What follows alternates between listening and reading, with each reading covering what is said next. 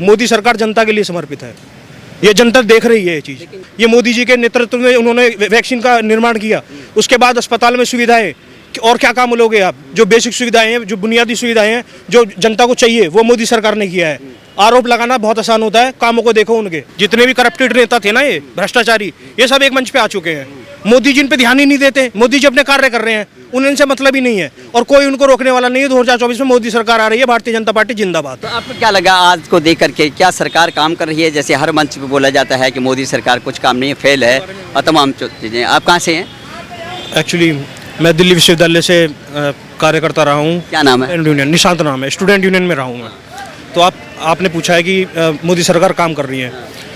मैं शुरुआत करता हूँ कांग्रेस से।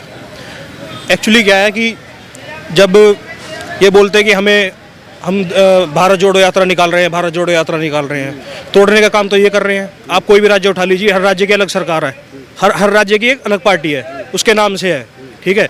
मोदी सरकार के काम उठा के देख लीजिए। जब जिस आम आदमी को, गरीब आदमी को स्टेडियम में घुसने नहीं दिया जाता था, आदि शौर्य कार्यक्रम कराया इन्होंने, स्टेडियम में फ्री एंट्री।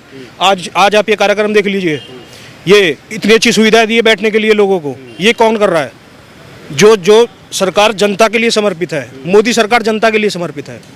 ये जनता देख रही है ये चीज़। लेकिन ये वही राहुल गांधी कहते हैं कि ये देश जो है इन्होंने बेच दिया है। कुछ चुनिंदा लोगों के लिए काम हो रहा है, अडानी अंबानी के लिए काम हो रहा है। आदमी जो सर्वाइव कर रहा है, मजदूरों के लिए, आम आदमी के लिए, आम नागरिक के कोई काम नहीं हो रहा। महंगाई चरम सीमा पे है, बेरोजगारी है। आप जाइए अस्पतालों में जाइए, अगर कोई गरीब है बेचारा जिसका इलाज नहीं हो रहा है, वो किसी भी वजह से इलाज नहीं करवा पा रहा है, आप जाइए, उसको सस्ते दामों पर दवाई उपलब्ध करा रही है सरकार। उसके इलाज का खर्च सरकार उठा रही है। और अभी जब से कोरोना की वैक्सीन, किसी ने सोचा था कि दवाई बन जाएगी कोरोना की?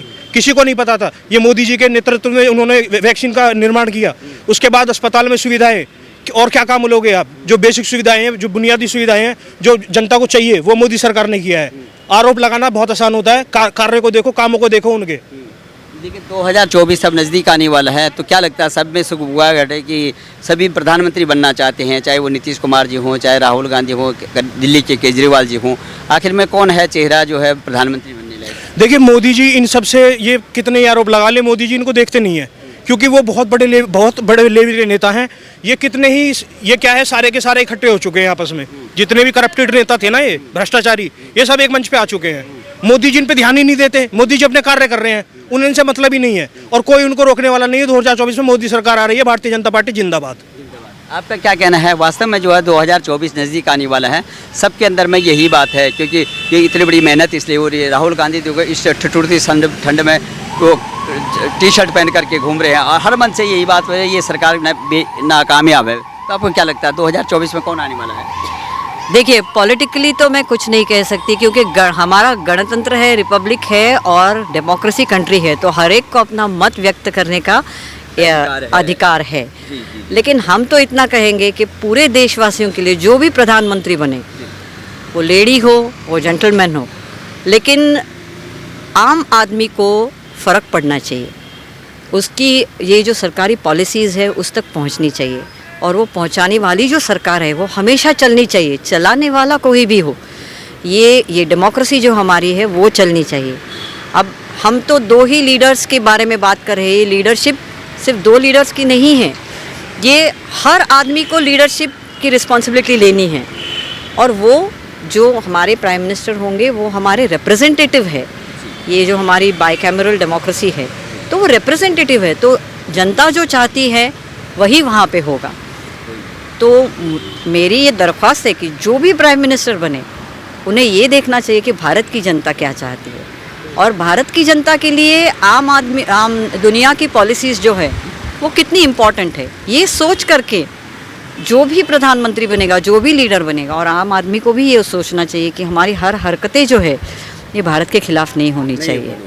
आपका क्या शुभ नाम है? मेरा नाम डॉक्टर दीपा बंजन है। बंजन है। अच्छा, कौन सा सब्जेक्ट है आपका, क्या पढ़ाती हैं? मैं मेडिसिन पढ़ाती हूँ।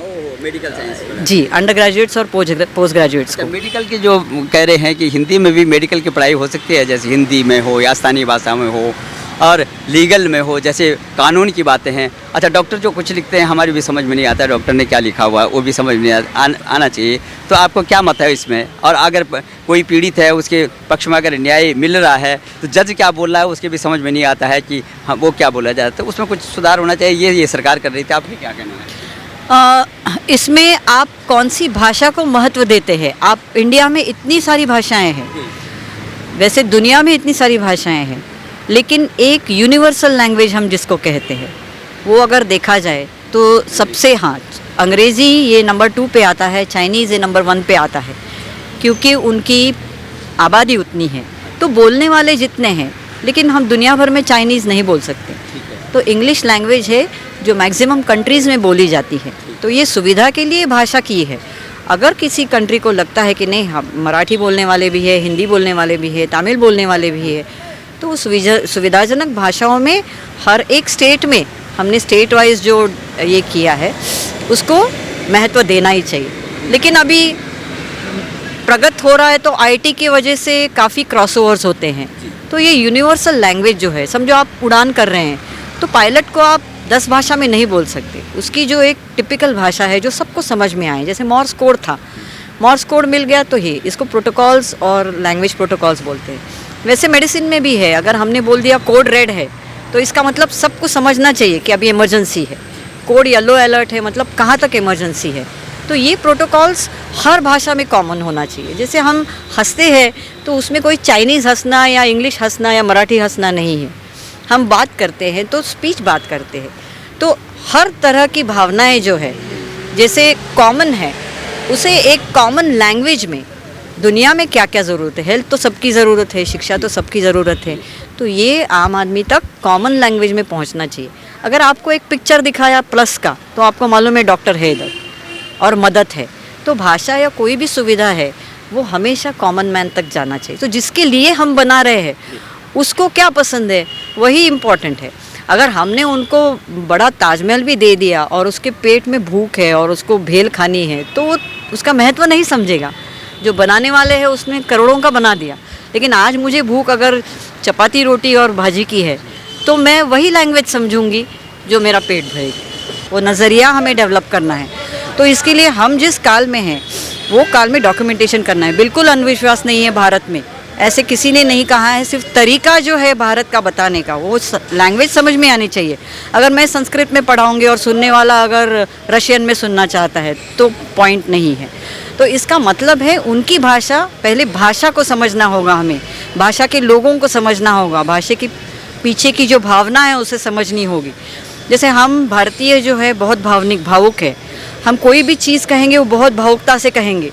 अभी ये हमारा है तो ये माइक भी मेरा है करके कहेंगे। ये भावुकता को अगर कोई वेस्टर्न आदमी नहीं समझ पाता है, क्योंकि उसकी जो लैंग्वेज है, उसकी माँ ने उसकी जो लैंग्वेज सिखाई है, उसकी मातृभाषा जो है वो अलग है। समझो उसकी माँ अगर बहुत तीखी है तो आदमी तीखे बोल सुनने लगेगा। उसे हम कहेंगे कि क्यों कर रहे हो, इसको हम अंग्रेज़ी में प्रोसोडी बोलते हैं। आपको पूछा क्यों कर रहे हो और आपको पूछा क्यों कर रहे हो, ये दोनों क्यों कर रहे हो सेम है, लेकिन उसके पीछे जो भावना है वो अलग अलग है। इसलिए हम भारत माता, ये हमारे अपनी माता भारत माता है, हमारी मातृभूमि है, इस पे अपना तो जताते हैं। लेकिन कुछ लोगों को बोला जाए, कुछ लोग कहते हैं कि उनके समझ में नहीं आया। जैसे आपने बोला है कि उन लोगों को समझ नहीं आया है कि ये जो है अपना तो क्यों कहते हैं। कुछ लोगों को दिक्कत होती है कि ये जो है भारत माता की जय नहीं बोलेंगे, ये नहीं करेंगे, तो क्या कहें, वंदे मातरम नहीं बोलेंगे, उससे क्या कहें? देखिए ये जो भाव है किसी के मन में होते हैं, कोई जन में दिखाता है। दिखावा करना नहीं है, ये इसे महसूस करना है। भले वो कहे ना कहे, लेकिन उसकी हरकतें जो है एंटी भारत नहीं होनी चाहिए, वो महत्वपूर्ण है। भले आप अपना काम आराम से करो, आप किसी की जय जयकार मत करो। भगवान जैसे है बोलते नहीं है मुझे पूजा करो, लेकिन आप विश्वास करो। ये विश्वास जो है बहुत इम्पोर्टेंट है।